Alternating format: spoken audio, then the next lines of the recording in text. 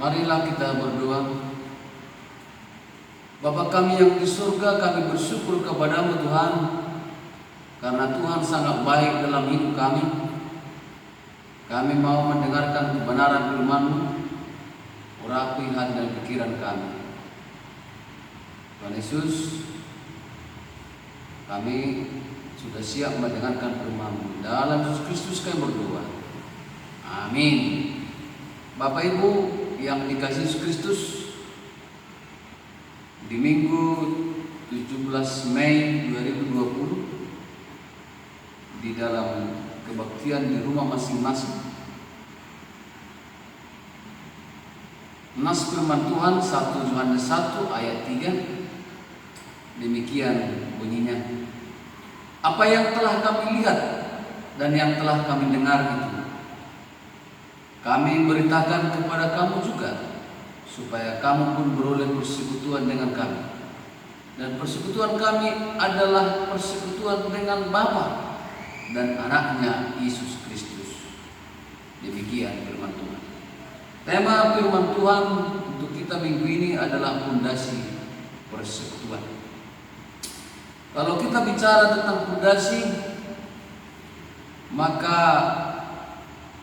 kita bicara tentang dasar. Fondasi itu adalah dasar. Dasar itu biasanya tidak nampak, tetapi kokoh tidaknya satu bangunan tergantung kepada dasarnya, fondasinya. Maka kalau kita lihat gedung-gedung bertingkat,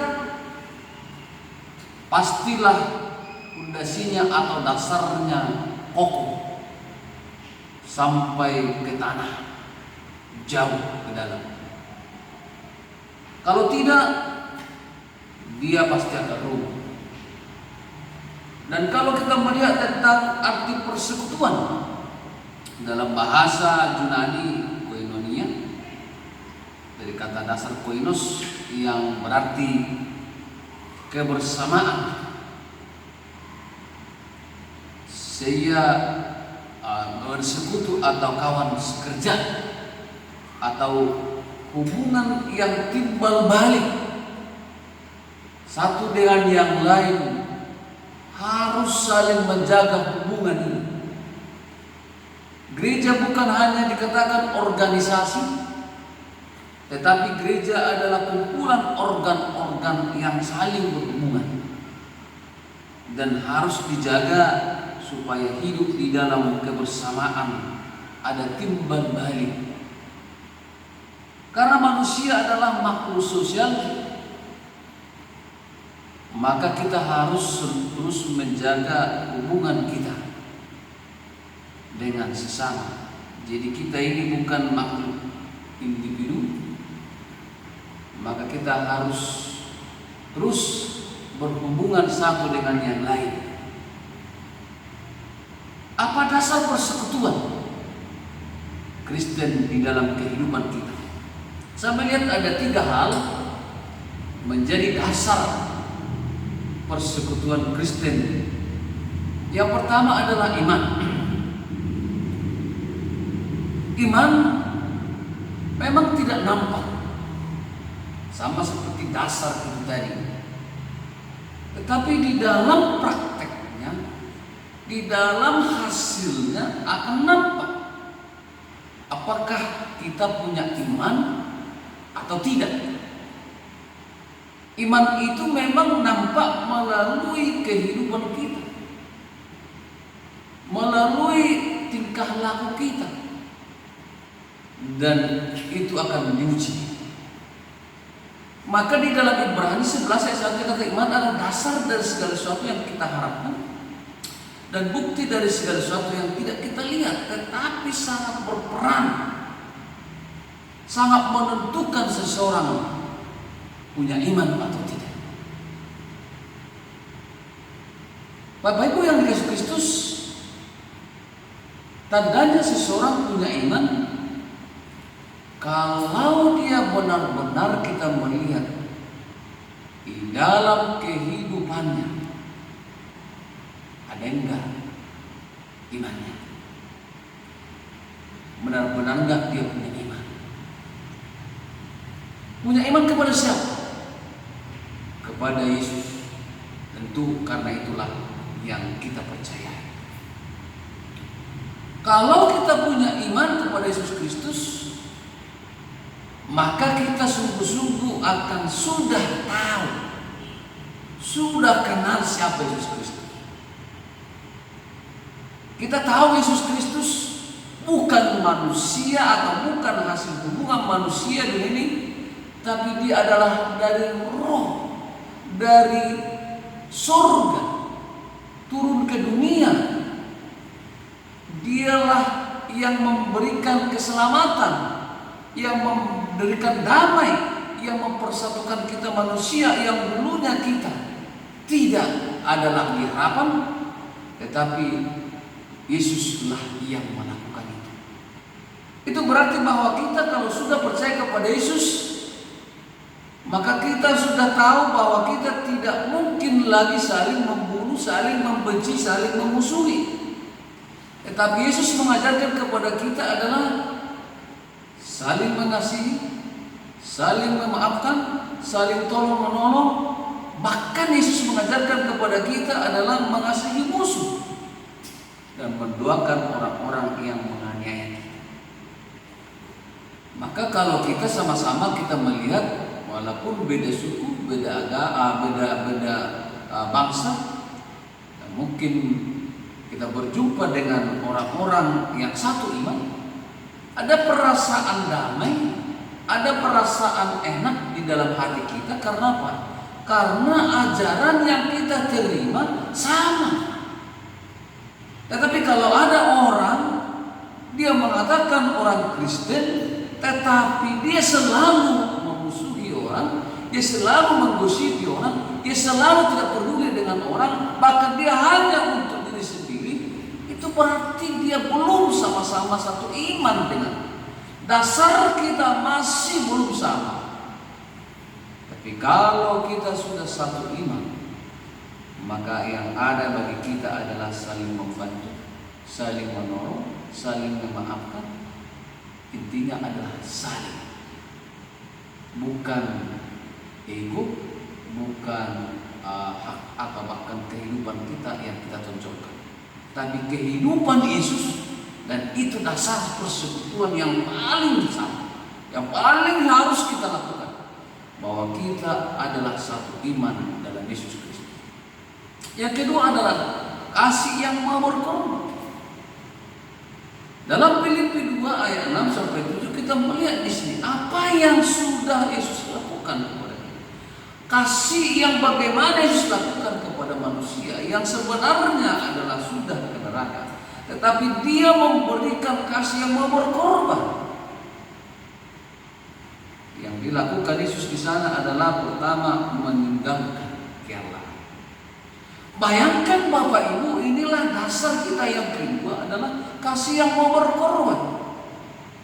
Allah ditatanya, tetapi dia harus tinggalkan itu untuk menemui kita manusia berdosa, sehingga dia mengambil rupa seorang manusia hamba. Bayangkan di situ tidak ada lagi harga diri. Harga diri Yesus atau harga diri Tuhan itu tidak ada lagi. Dia sudah hancurkan itu demi untuk kita. Banyak orang, apalagi orang kita Batak, menjaga harga dirinya, bahkan membeli harga dirinya, memaksakan supaya orang mengenal dia, bahkan supaya mengatakan orang hebat, orang kaya, orang pintar. Tetapi dia sebenarnya tidak mau mengorbankan harga dirinya itu untuk berkorban mengasihi Tuhan dan mengasihi sesama. Yang kedua Yesus sudah lakukan adalah mengorbankan nyawanya. Kita belum sampai mengorbankan nyawa. Kita belum sampai, saya pikir, untuk mengikuti Yesus. Tuhan menyuruh kita untuk memberikan nyawa kita. Tetapi yang Tuhan Yesus untuk inginkan kepada kita sebagai dasar persekutuan kita adalah waktu kita. ingat dulu selama ini, waktu kita kemana yang paling banyak? Apalagi dalam situasi seperti ini sekarang. Banyak orang tidak mau lagi berjumpa dengan Tuhan. Dia lebih enak untuk nonton TV, untuk bisa ya kemana-mana, bahkan juga tidak ada melakukan apa-apa dalam rumah. Waktunya tidak lagi berdoa karena situasi seperti ini. Tapi intinya Tuhan mau menginginkan kita. Yesus sudah memberikan nyawanya. Mari kita berikan waktu kita kepada Tuhan, tenaga kita kepada Tuhan, talenta kita kepada Tuhan, bahkan uang kita. Pendeta, aku kan gak kerja lagi. Tapi bukan soal banyak. Kalau masih ada tabungan, kalau masih ada simpanan kita, mari berkorban. Berbuatlah sesuatu. Bisa menolong orang, bisa membantu orang, bahkan juga memberikan persembahan supaya Tuhan terus memberkati kehidupan kita. Yang ketiga adalah mengampuni. Di dalam Efesus 4 ayat 32, tetapi hendaklah kamu ramah terhadap semua orang, penuh kasih mesra dan saling mengampuni, sebagian Allah yang dalam Yesus Kristus mengampuni. Diingatkan lagi kepada kita bahwa betapa pentingnya mengampuni. Mengampuni berarti melupakan semua kesalahan orang-orang dan tidak mengingatnya lagi, seperti Yesus sudah melupakannya. Banyak orang, seperti saya katakan minggu yang lalu, dia sampai mati tidak pernah cakapan. Tetapi sebagai pengikut Yesus ini adalah dasar persekutuan yang ketiga. Harus melupakan kesalahan orang lain. Supaya kita bisa berdamai. Supaya kita hidup bahagia. Supaya kita hidup sungguh-sungguh menjadi orang-orang yang berbeda dari orang-orang yang belum percaya kepada Yesus. Bapak Ibu, digambarkan di dalam hubungan persekutuan kekristenan kita yang begitu sangat penting kita harus pelihara, karena hubungan itu adalah kita ini ada organ-organ yang harus terus mempunyai hubungan, jangan perlu dan jangan pernah terpisah.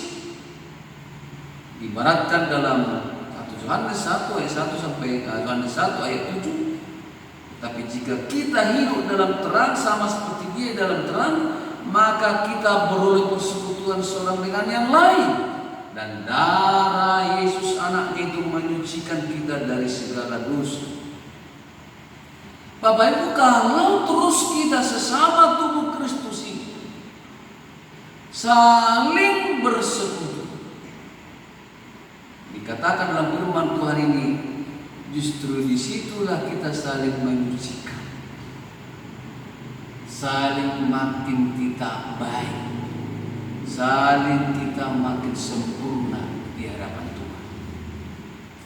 Diibaratkan persekutuan Kristen itu adalah tentang antara darah dan tubuh kita. Bapak Ibu, kalau darah dalam tubuh kita ini tidak berfungsi sesuai dengan fungsinya, maka kita sudah akan mati. Dikatakan di sini tubuh memerlukan peredaran darah yang tepat dalam tubuh kita ini. Alkitab mengatakan nyawa adalah di dalam darah kita. Supaya terus kita berhidup, maka darah kita ini harus berfungsi sebagaimana. Darah akan membersihkan racun dan bakteri dalam sistem kita dan memasuk oksigen ke daerah vital yang perlu untuk berlangsungan hidup kita. Setiap menit dikatakan jantung kita memompa dan mengeluarkan darah bermil-mil dari pembuluh darah dan arteri yang saling terkoneksi, melewati ginjal untuk menyaring dan kembali ke siklus beredar yang sama. Namun seandainya tubuh kita harus dipisahkan dari aliran darah, tidak adanya sirkulasi darah akan menyebabkan bagian ada yang terinfeksi. Kalau sudah terinfeksi, maka kita akan mati. Kelangsungan hidup adalah tidak mungkin tanpa sirkulasi darah secara terus-menerus.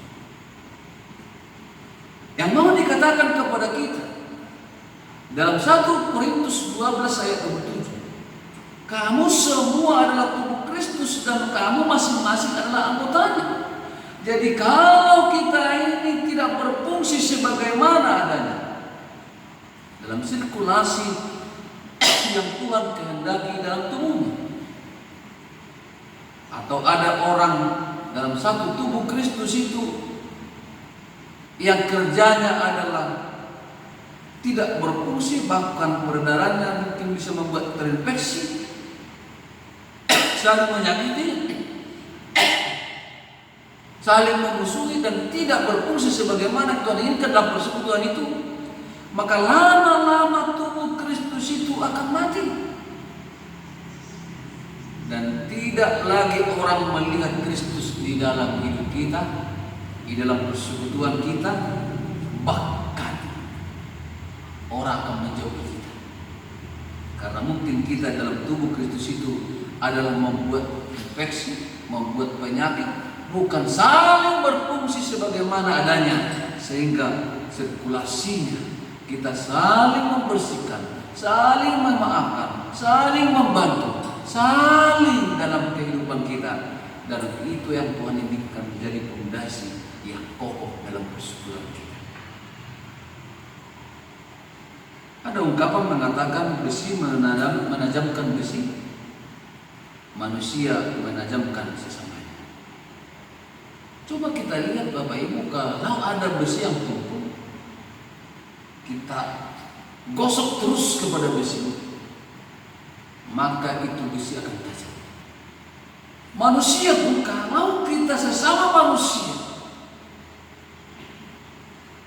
maka kita akan terus makin berguna, makin berfungsi sebagaimana yang Tuhan inginkan. Bukankah hal seperti ini yang kita inginkan dalam situasi pandemi, dalam situasi corona ini?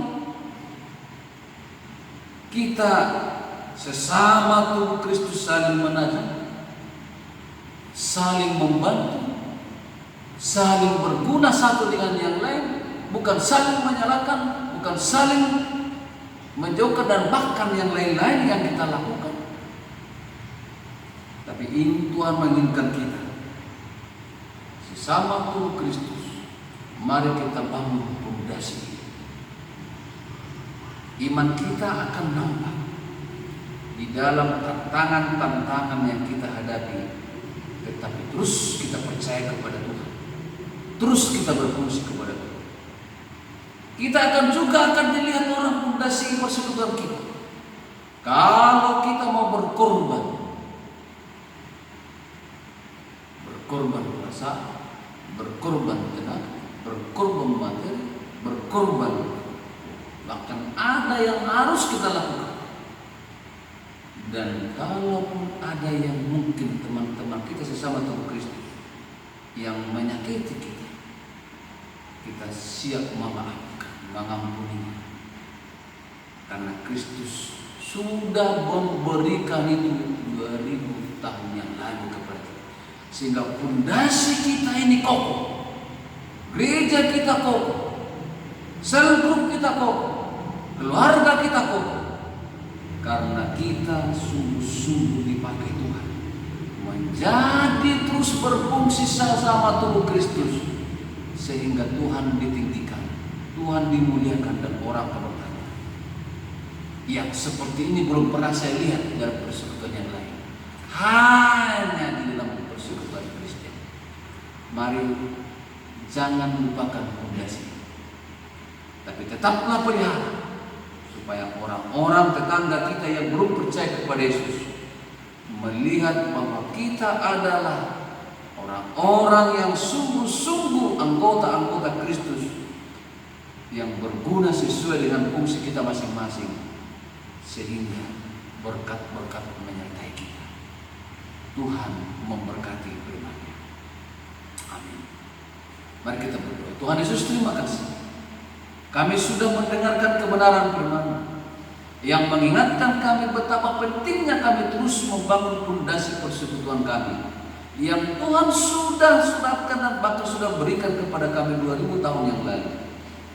Tuhan, biarlah iman kami dilihat orang melalui tindakan perbuatan kami.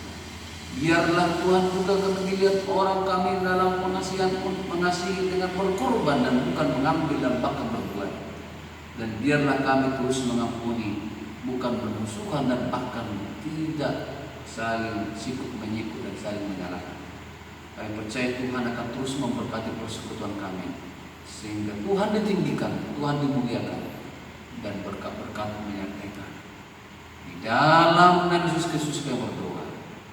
Amin.